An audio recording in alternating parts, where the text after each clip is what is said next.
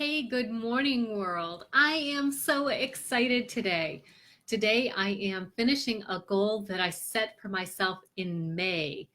On May 7th, I announced and started this 30 Bits of Bravery series to share just some events and actions that I had taken in my past that took courage for me, where I stepped outside of my comfort zone. As my friend Mike Harris says, I started expanding my comfort zone. It all began with two things.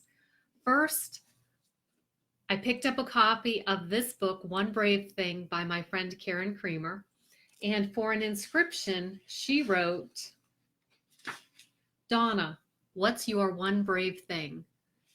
And then she invited me to share my story of my one brave thing with her Facebook group, with her audience, as she's encouraging people to identify and acknowledge and embrace and accept their brave acts that they've done in their life. And as I was writing that story, or when she first asked me that, I thought, I have no clue. I don't do anything brave. But then as I started to think about it, I came up with a list of ideas. So while that was happening, I was also challenged to do 30 Facebook Lives. Now, this challenge was for people who are new to doing Facebook Lives. And the intention behind it is that if you do one every day for 30 days, you'll become comfortable. You'll become comfortable with the technology of starting and stopping the Facebook Live. You'll become comfortable with the nervous butterflies that are floating in your stomach as you're getting ready to press that go live button.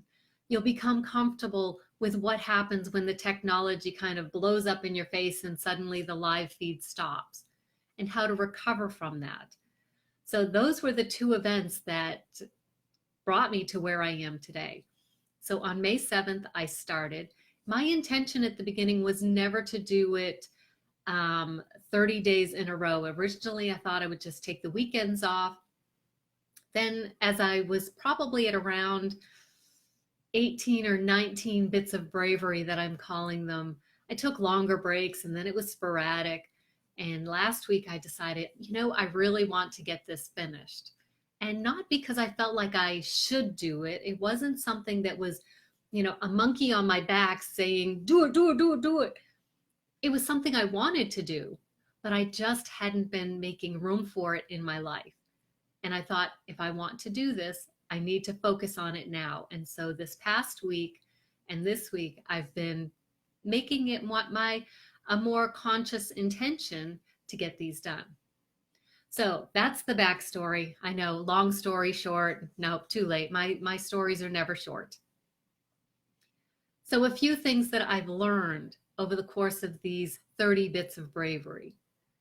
Number one is that bravery comes in the simplest forms, in ways that some people will discount and say, that was nothing. Only you know in your heart whether it took an act of courage. Some people think nothing of seeing a cockroach on a bathroom floor and just smashing it with their foot. Their insides don't even go eek. If your insides go eek at the sight of a cockroach and you stomp on that cockroach like I did when I was in Air Force training school, there was a young woman in a bathroom stall. There was a cockroach. Could have been really chaotic. But as the senior member, as an NCO, a non-commissioned officer, I felt like I needed to hold my crap together, take care of this dangerous situation, and get things under control. And I did it. I was scared, but I did it. So don't discount the acts of bravery that you perform on a daily basis. If your heart starts to beat a little faster and you're saying, I don't think I can do this, I don't think I can do this, I don't want to do this, I can't do this, and you put yourself out there to take a chance on yourself, other people seeing you possibly failing, that takes courage. That's a bit of bravery. Give yourself credit for it. The second thing I've learned is that it's all of those small wins that add up and start to allow you to feel like you can handle pretty much everything or anything. Now, it's not to say that you're going to feel real confident, that you won't be afraid, but you'll know that you can do it because you've done it in the past. Something similar. You've gone through a similar experience, and rather than running from it or letting someone else handle it for you, you took responsibility for yourself, for your outcome, and you did something about it. Whether it was successful or not, because there are times when we fail. Fail is such, I don't really like that word, but it's the one that popped to mind. Sometimes we don't have the outcome that we had expected, but we get through it. We learn something from it, and we realize that it wasn't as bad as we expected it to be in most cases. In some cases, we will learn that it was as bad as we expected, and perhaps we will intentionally avoid those types of situations in the future. That's a learning point as well. So we take all of these small successes and we look back and say, yes, I have a similar experience with this. The example that comes to mind with that cockroach in the ladies' bathroom down in Mississippi is when Earl and I are hiking, we use the privies that are out in the woods at many of the campsites. There are spiders in there. I have a flashlight. Let me show you.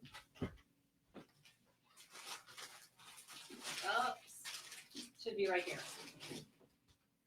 This is my spider light. So this is what Earl and I affectionately call it. It is a black diamond little flashlight. It comes up and it's a lantern. And then it also is a flashlight. Oops, I'm not going to be able to get the buttons to work. And so anytime I go into a privy, I bring this with me so that I can, number one, look for spiders. And they're dark, smelly places. And so having a little bit of light makes me feel better. So I have learned from that cockroach experience that I can handle the spiders that are in the privy, and I try not to kill them. That's their home and their living space.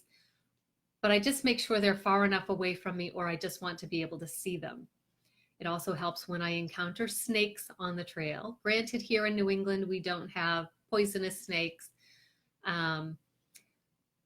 But yeah, I still go eek, but then I'm fascinated by snakes now. I want to watch them as they slither off the trail, or sometimes they just kind of sit there and look at me, and then I say, okay, I'll leave you alone. So our experiences, the little bits of bravery we've done in the past, they help us with our future, with what we're doing today and what we will do tomorrow. Hey, Lynn. And then the third thing that I have learned from doing this is that I really don't like living in the past and recounting. I enjoyed recounting all of these stories. I enjoyed revisiting them. But I'm more excited about the things that I'm doing today. So many days when I would fire up to go do a Facebook Live, I wanted to talk about something that was in the present, a challenge that I was encountering and what I was doing to overcome them.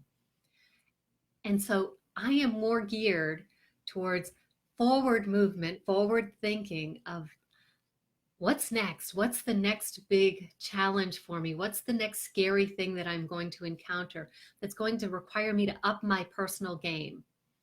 That's going to allow me to develop a new skill. That's going to allow me to dispel a past belief, something that I may have held on for decades, and then suddenly realized, I don't quite believe that anymore. So why am I holding on to the baggage that comes with that belief? I recently read an amazing quote. It was in a book by Annie Kagan, and the title of it was something like The Afterlife of My Brother, Billy the Fingers, something like that. And it was her brother had come back after he had died and was visiting her, and they co-wrote this book together. It was really a fascinating story. One of the messages that the brother shared was that beliefs are like toys.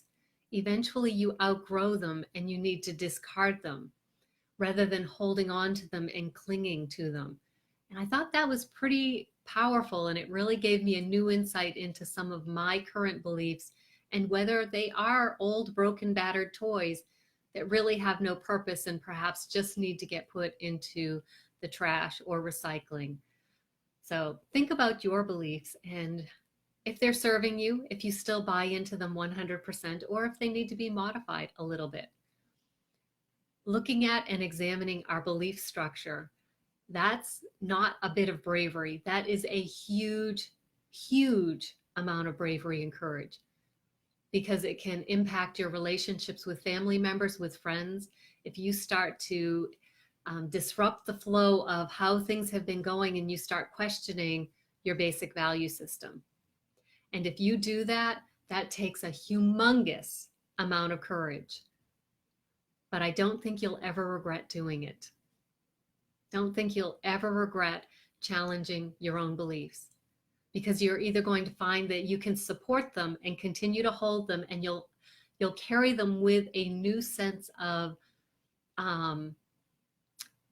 respect and belief in them and trust in them because you will have evaluated them on your own terms, your own level, instead of just accepting what someone else had told you.